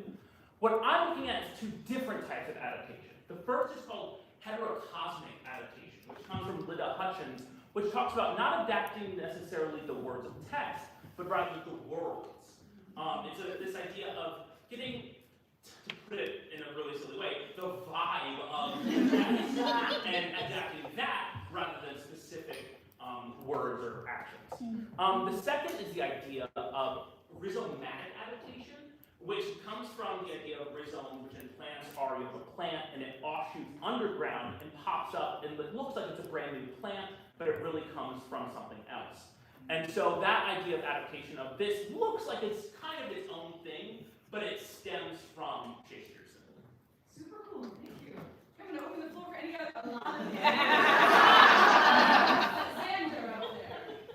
I'm curious about how you're determining the point scores for your NPCs. Yes, it's difficult. A lot of it is, what I had to do with Valerius is almost, and I started with Valerius because of activism, you really have to look at it from an actor's perspective and learn your character very intimately.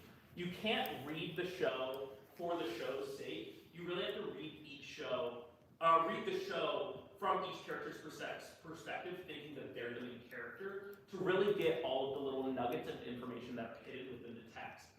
Then, honestly, it's a lot of just vibing it. Because I knew that Valerius was going to be a druid, his wisdom had to be the highest because that's where druids draw their power from, their wisdom. So I knew that. I also knew he's an old man, and when I was Valerius, I got beat the hell up. So strength really awesome. Everything else was kind of just, what do I think works best for the game and for the type of character that Valerius plays in that system. Awesome, other questions? Annalise. Have you thought about what differences might occur if you play with players that know Cymbeline versus players that don't have any? I've been thinking about that a lot. I have been thinking, because I want to do a play test of this, and I've decided to do with people within this program who were in Cymbeline. But I've also thought a lot about playing with people who don't know it at all, and would they recognize it as Shakespeare, or would they just think this is a cool thing? That's a question I still really need to look into, because it's really hard to answer. But it's definitely on my radar. Cool, yeah. See, cool. So, I think this is super interesting, and I don't know Cymbeline as well as the 531 kids, but but I can think of at least two really important objects to the plot: the ring and the poison are you planning to, knowing that D&D has like magic items and things like that, are you planning on doing any sort of special adaptation with those items and those props? Yeah, I'm definitely looking into that. Something I'm trying to do is, with my quest line, because I know it was really hard to read because the text is very small, but I'm providing options, trying to predict everything that the players want to do, which means there's the Yakumo quest line where you assist the Yakumo in doing his whole plot.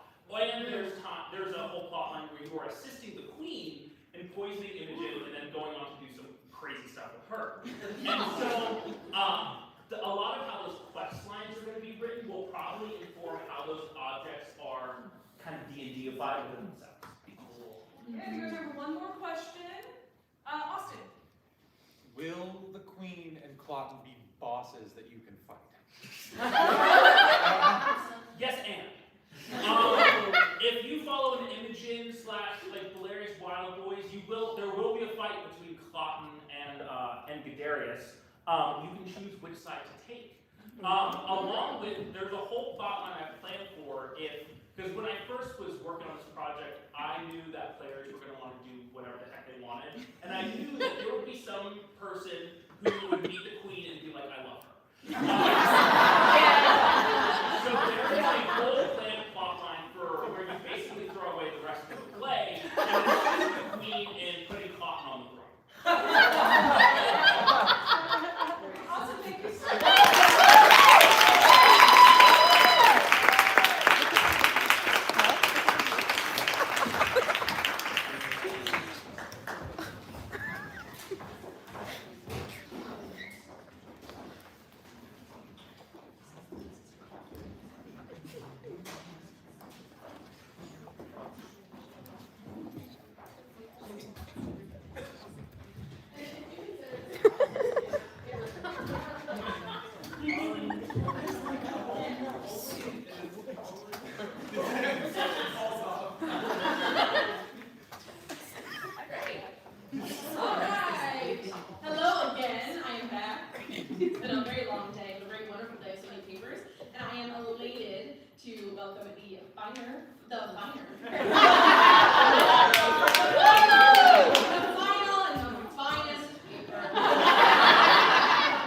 Emmet Temple, titled "You Cannot F This Up: Iterative Error as Adaptive Process."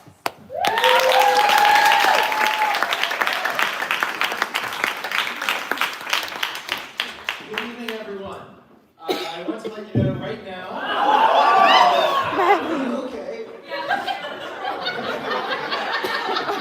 I want to let you know right now. I will be reviewing the footage and see that again. To see how closely I stuck to my script and what I fucked up. As Kelly McKinnon says, it's all information. In my practice as a director, I think of myself as a creative editor, collaging together all of the things that are interesting to me at a given time into my concepts and work on a play. It turns out that my practice as a scholar is really no different. So let me begin by showing you the threads of curiosity that I'm weaving together into the net of this thesis. Now, what does Samuel Beckett, Michael Crichton, and grunge music all have in common? In short, an engagement with the inevitability and aesthetic potential of human error. And I have an enduring obsession with each. Beckett made failure, decay, and disorientation into the basic materials of his genre-defining plays, and Kurt Cobain, Billy Corgan, Eddie Vedder, and Tom York made failure and error sound so good. But this really all started in 2001 with a little book called Jurassic Park. My cousin had been reading it to me before my family relocated for the winter, and I wanted to know how it ended. The problem was I was in first grade and struggling with learning to read. Luckily, I had a lot of free time on my hands during the winter because my parents essentially practiced unschooling, so there was no pesky school schedule to get in the way of learning. The process of learning to read was what you might call trial and error. I can still remember being particularly taken with a line where Hammond calls Malcolm an arrogant little snot. At the time, I wanted to read this to my parents, but placed the stress in arrogant like this, arrogant. I was duly corrected, but I felt then that I liked the way that my version sounded better. Now you might say that this was arrogant of me, and but perhaps it's the standardizers and median makers who are truly drunk on their own surety. Which leads me to the second intersection of error with Jurassic Park, one which is more universal to readers of all ages. Crichton engaged with chaos theory on a structural level, which blended form and content within the deep structure of Jurassic Park is a thesis about the way that minor errors of judgment or execution add up to something huge and unpredictable. To continue these threads of childhood hyperfixation, you should know that I was a reptile and amphibian kid, as well as a dinosaur kid. These animals are often maligned and considered frightening or gross, something which infuriated me as a child and still gets under my scales now. I also began a fascination with the so bad they're good movie genre in my early teens, which I continue to this day. I've even been in and made a couple of these. And along the lines of the maligned and strange, my personal identity as a queer, gender non-binary person from the rural South affects my artistic work and political outlook in a fundamental way. As Andrew Brooks said in his article, Glitch Failure, Constructing a Queer Politics of Listening, the overarching critical project of queer theory is centered on a critique of normativity and an exploration of deviant practices. Now, I know that I don't always present this way, but at heart, I'm an obsessive perfectionist. And I think that's both a curse and a blessing. On the one hand, I think that being right and being perfect is not only not a real thing, but also toxically and compulsively reproduces the so-called Puritan work ethic and capitalist ideas of standardized attainment. And who's the one doing the judging anyway?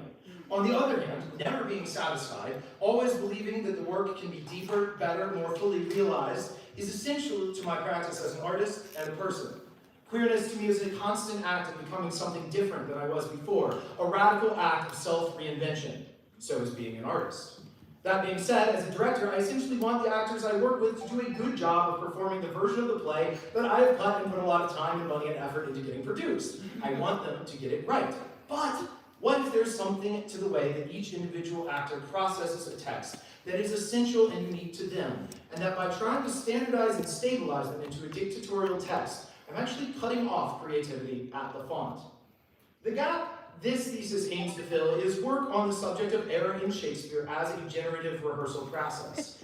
This is not to say that error hasn't been treated on in the archive. For instance, Peter Holland says of actor memory failure, the moment makes visible to me actor's memory, a feature fundamental to performance only through its sustained masking, known only by its absence. In Anecdotal Shakespeare, Dr. Paul Minzer explores errors as the jumping-off point for an anecdotal history which relies on variants for anecdotes to be created in the first place. He says, play scripts don't say, this happened, but this might happen. But then again, it may not. Something different, other than, might happen. The big question that remains unanswered is what happens when you lean into replicating errors in a rehearsal process instead of eliminating them? And could that be a legible way to adapt Shakespeare? Or can this process only produce nonsense or spoof rather than true adaptation? Perhaps this examination has been eschewed in the past by practitioners who fear their work becoming noise rather than signal, but I will counter that by quoting Catherine Hales from Chaos Bound at them. Noise is measured in the same units as information. Indeed, it is information, but information not intended by the sender. If play scripts are textual encodements of a potential performance, some noise or error will always occur in their translation to the stage, leading to a mutation of the theatrical DNA, which can involve the understanding of works through accumulations of intentional or accidental alteration. These mutations of the text have ephemeral stage lives, while the Shakespearean original survives in the more relatively permanent form of ink and paper or digital files, to be readapted by future generations. In this presentation, I will describe a particular process of textual mutation, which I am calling iterative error, show some of the quantitative data I've gathered on different types of error throughout the process, and look at a case study of textual variance focused on a single speech of Claudia's. Then I will briefly examine a case study of stability, before motioning towards the future of this thesis and my research into iterative error in the longer term. What is error? Merriam-Webster defines it as an act involving an unintentional deviation from truth or accuracy, deriving from the Latin errare, meaning to wander. Now, iterative error is a process of incorporating errors repeated throughout the rehearsal process by means of recording and producing new error-laden scripts. Variance is the degree of error relative to the original script or to the previous iteration of the script. And stability, it would be a lack of variance from same. Now, I have a couple of types of error that I have put into broad categories here for the sake of a legible graph. This is addition, subtraction, replacement, and miscellaneous. Addition includes addition of words, phrases, pauses, or nonverbal sounds. Omission would be subtraction of the same. Replacements was a little bit more complicated. We have paraphrase, minor root word alterations, single word replacements that fundamentally alter the meaning of the word, and word and phrase transpositions within a verse line or a whole speech chunk. Then, of course, miscellaneous is everything else that's outside the scope of the original scene or the previous iteration. So, how did we do the PAR? The original text I used for this PAR was Measure for Measure, Act 3, Scene 1, lines 58 through 170.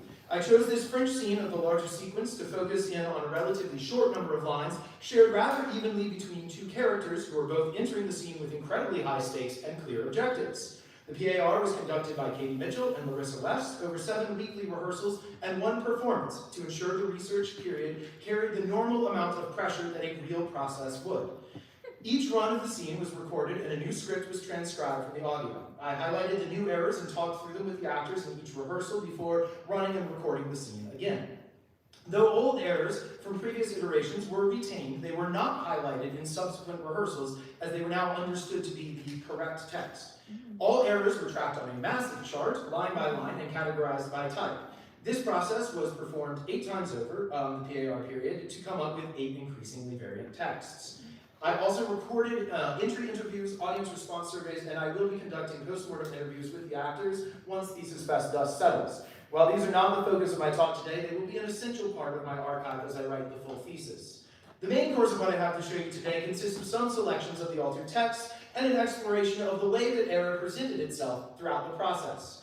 On this graph, you can see the 4 main groups of error tracked by rehearsal. I'll draw your attention to the first big spike during the 4th iteration. This is the rehearsal the actors first got up from table work to work a scene on their feet. The 6th iteration, the next big spike there, is when was the first off-book day, and the 8th iteration was the day of performance. It looks like things stabilized very quickly when the pressure of an audience was on. While replacements remained a low constant, additions and especially omissions fluctuated greatly, seemingly in accordance with comfort level with each new phase of rehearsal. Omissions were by far the most common form of error, with additions and replacements following a far second and third places. So far, the best I can do with this theoretically is to say that it's easier to forget things than it is to make them up. But a more interesting question is how can these new altered texts make meaning through variance? So, I have a case study in variance, I but to die. In Measure for Measure, when Claudio is confronted by the prospect of his imminent execution, Shakespeare has him become quite eloquent and give this frightening picture of his concept of the afterlife that awaits him. I, but to die, and go we know not where, to lie in cold obstruction and to rot, this sensible warm motion to become a needed clod, and the delighted spirit to bathe in fiery floods, or to reside in thrilling region of thick-ribbed ice, to be imprisoned in the viewless winds and blown with restless violence round about the pendant world, or to be worse than worst of those that lawless and in certain thought imagine howling, 'tis too horrible. The weariest and most loathed worldly life that age, ache, penury, and imprisonment can lay on nature is a paradise to what we fear of death. By the 8th iteration of my PAR, Claudio's speech had evolved into this. I, but to die, and go where we not know. 'Tis a sensible warm motion, a needed clot, like delighted spirits bathe in finery floods, or to reside in thick-ribbed ice, to be bound in a viewless cage and blow restless round the pendant world, in uncertain nature. It is too horrible to what we fear of death. Now let's look at how we got here. In this slide, you can see iterations 2 and 4, each with errors from previous iterations marked in blue. Those would be stable errors, if you will, and the new errors are marked in yellow. In iteration 2, you can observe several types of error. Where we not know is a transposition of go we know not where. Spirits is a single letter alteration of a root word, which is also counting as a replacement in my broader view. Finery is yet another replacement, but this type completely alters the original meaning of fiery. And you can see there that age, ache, and penury, and imprisonment. And is an additional word, and worldly is an addition, by the way, of a hitch or stutter. In iteration 4, pauses and omissions can be observed. The pauses marked by ellipses and the omissions marked by empty brackets. In iterations 6 and 8, you can see the ever-escalating errors accruing in the monologue, though here I will draw your attention to what has remained constant as well. Where we not know hasn't changed since the second iteration, and although like delighted spirits gets transposed, the three-word phrase stays together. You can also observe, although not shown, that iteration 7 deleted several words that stayed deleted for iteration 8. Though vastly altered from the original, iteration 8 was relatively stable to its direct predecessor. Another avenue I'm interested in once the iterations are complete is to make a whole new script out of either just the stable bits or just the variant bits of the final script. Here's what that would look like on the Claudio monologue we've been looking at. Stable phrases. I but to die and go. Motion unneeded, bathe in floods to reside in ice, to be in viewless and restless round the pendant world, too horrible to what we fear of death. Variant phrases. Where we not know, 'tis a sensible warm clot, like delighted spirits, finery or thick-ribbed, bound a cage, blow, in uncertain nature it is. These may or may not retain the original sense of the monologue, but I do believe they contain something interesting and haunting in them that would be worth exploring on a stage. Stability is not what I'm investigating here, but since it is the flip side of variance, I want to draw your attention to this as the longest instance of stability within the PAR, a whopping 5 verse lines in a row. I have shown the whole exchange, but note that the first 3 lines of Isabella's did have some pauses and other variants appear, so only but fetter through determined scope are counted for our purposes. Did the repeated phrase of perpetual durance help anchor this in the actors' memories, or was it the clarity of their actions, or just random happenstance? Further research over a longer period with a wider array of actors would probably be necessary to make any sweeping claim about why. So, to quote Tom York, I initially wanted to do a PAR into error as an adaptive process, and I now have 8 texts of differing degrees of variance. As a director, I could now restart a process, either of iterative error or a regular rehearsal process, with any one of the texts I have produced. Indeed, this may be necessary to play test the changes. They make sense for one actor, but what sense can another make of it? This is where I would like to take iterative error as a creative practice. For now, on the scholarly side of things, I want to analyze the text I have produced, particularly the final iteration, through a wide array of critical lenses, because every new article I read for reviewing Shakespeare and dramaturgy, while not directly considering error as a generative act, do make passing reference to, or just seem like they could be an interesting way of thinking about error. Maybe I'm just thesis-brained, but once I start noticing them, I can't stop. The disciplines I'm most interested in including in this thesis are queer theory, chaos theory, and disability studies. I hope to show with this thesis the ways that error can be used to defy long-held norms of theater practice and open up the interpretation and translation of text to the individual actor in each new production process. Lastly, I would like to thank my wonderful actors, Katie Mitchell and Marissa West, without whose dedication to this PAR, I would have nothing to talk about today, nor write about in the months to come. Thank you, Katie and Marissa. And thank you all for being here this evening. And now that we know that every one of our individual choices and actions carries weight on stage, let us come together as a radically deviant community and say, fuck these fascists in the White House and around the country. If this is law and order, let's have some error and anarchy.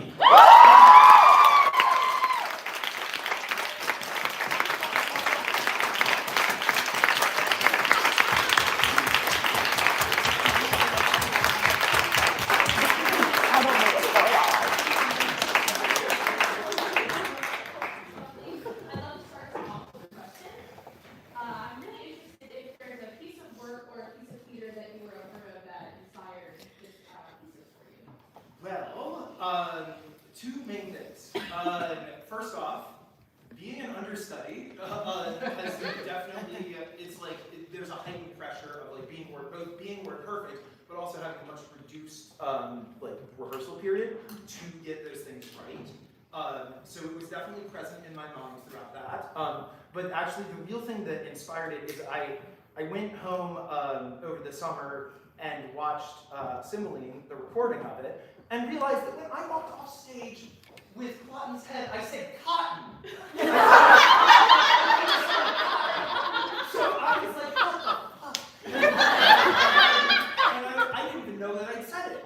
And I was like, well, that is like kind of interesting because this character's never heard this person's name before, and may have heard of the textile cotton before.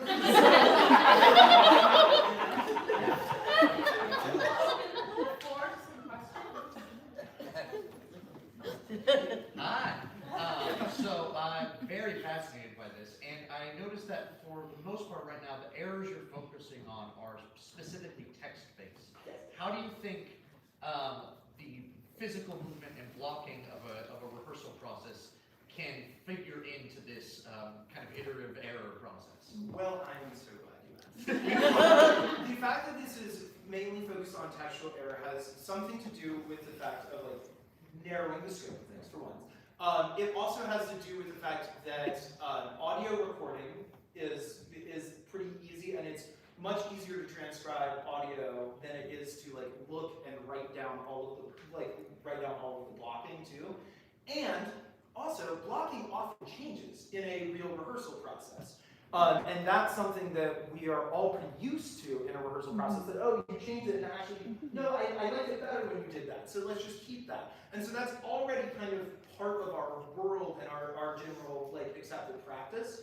However, I would be really interested in taking a camera into a rehearsal room and trying to do this and seeing what happens. I'm sure it would drive the actor crazy to be like, no, okay, so now you did that, so you have to do exactly that, and you have to do it exactly on this line. It is actually, in a weird way, a super controlling form of rehearsal in a strange way. Yeah.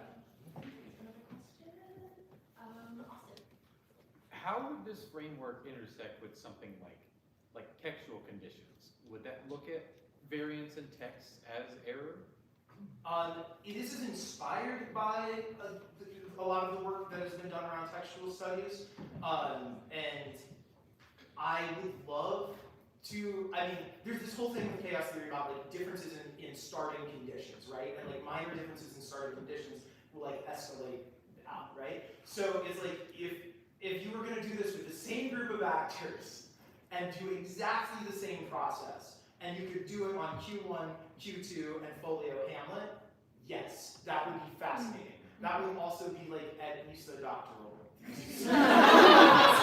so please, I hope somebody will take me on to do that. We've got time for one more question. Elle? I'm curious about if every verbal instance of something deviating from the script counts as an error. So like if an actor knows that they missed a line and curses, for instance, or says like some sort of, you know what I mean. Remarkably, that didn't happen. But if it had, it would have counted. Okay. So yes, any deviation was being recorded, including pauses, and I tried to kind of show what the relative length of the pauses were. That was a little mushy, especially because like a little bit of pause is acceptable within traditional practice. But then like if there's a big pause in the middle of the line as you're obviously searching for a word, then that's something different. But I really expected this to have a hell of a lot more squares in it because certainly when I mess up, that's how it works. So.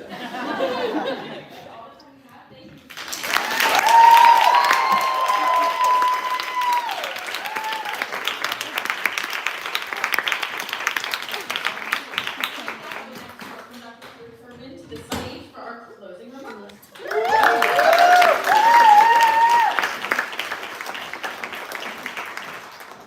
Thank you, Brooke. Just leave it on foot with fashions. As we reach the end of this marathon set, as Emmet's talk told us, you cannot back this up, and you didn't. Well done, everyone. This concludes the in-person portion of this year's Thesis Festival, and I hope you'll agree with me that there are very exciting things happening in the programme. Last weekend, Farah Karen Cooper shared with us her work on utility, arguing that the future of Shakespearean performance is in the hands of those who won't take Shakespeare's value for granted, but instead will make the words useful, purposeful, transformative, and which will also resist the harmful co-options of Shakespeare, such as those with which Lydia began her paper. This is work which is going to depend upon the intersection of scholarship and performance, as modelled by our second years over these 22 papers. We've heard chimes and rhymes throughout these talks. Hayley and Rachel both exploring what it means for women to take control over their own representation. Sage and Austen thinking through both the appropriation of punk by capital and solar punk's appropriation of capital. Sarah and Lydia Sophia unpacking the political, personal and medicinal properties of Aphelia's herbs. This cohort has also been repeatedly drawn back to those marginalised within society, the servant fools of Ironstock, the sex workers of Rye's research focus, the mestiza avatars of CJ's Borderlands adaptations, the Cornish.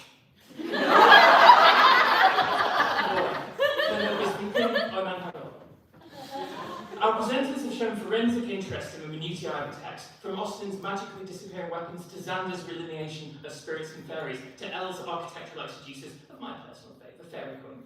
We've seen dramaturgical analysis take account of everything, from the very mobile in Becca's analysis of scripted dance, to the very immobile in Maggie's practice of napping. And we've interrogated assumptions about training, from Katie's moving exploration of personal acting process, to Larissa's call for increased awareness of engagement with commedia practices. And we've asked big questions about the Shakespeare industry as a whole, from its ecological sustainability to its sustaining by alcohol. I want to acknowledge too the courage that our presenters have shown in their vulnerability, from exploring mixed race identity to interrogating personal grief, from sharing what it feels to be greeted with sexual slurs, to showing us the mistakes of the rehearsal room. And in reclaiming the power of words to express ourselves, from Sam's advocacy of D&D's potential to empower the Shakespearean audience as storyteller, to Nick's self-actualization in the woods, to Madeline's identification of last words as a person's opportunity to sum up their whole self, this nascent ensemble seems to me to be developing its own unique praxis around the power of theatre to claim personal agency. And as Emmet has shown us, even when we make mistakes, we can still turn them into our future successes. You've worked extraordinarily hard. And I'll go out on a limb and say, but it's not just Maggie whose thesis work will benefit from taking a nap before returning to writing. So before we let them do that, please give all of our presenters an enormous round of applause.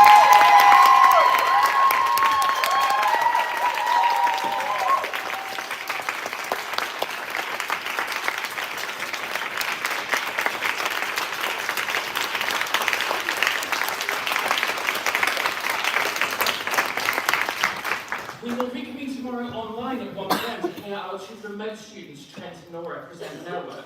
For now, I just need to close with some thank yous. Firstly, a huge thank you as always to the ASC for letting us host the event here, especially Millie and Thomas for their support with tech requirements. And thank you again to Constellation Shakespeare Collective for keeping us to time, generating questions and supporting our speakers. Thank you.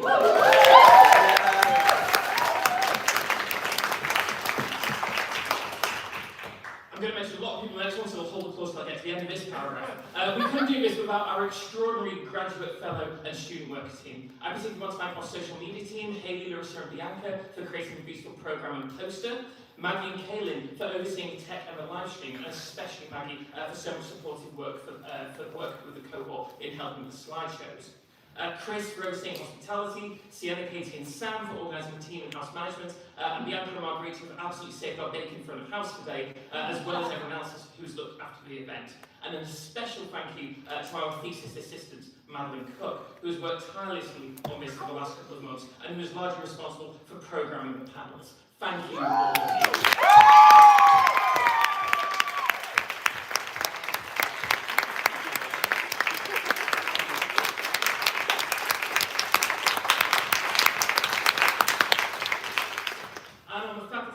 I also want to particularly acknowledge Doreen and Susan, who've been working enormously hard to coordinate everything around the edges. Thank you, Doreen.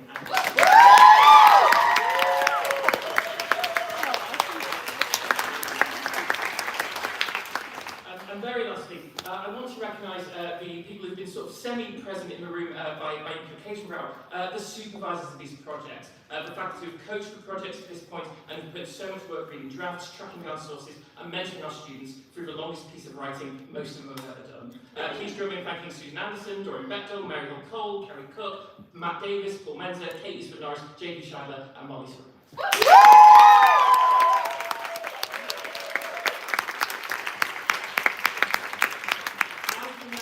Shakespeare performance event is at least partly defined by its proximity to booze, and so we invite you to join us in the walk class and host our presenters with a beverage of your choice and to continue the conversations begun here in person. It only remains to find some last words of which Madeline will be proud, with which to sum up my entire art, and I believe I've got the perfect ones, but I'm going to take my cue from Nick and go and send them to myself.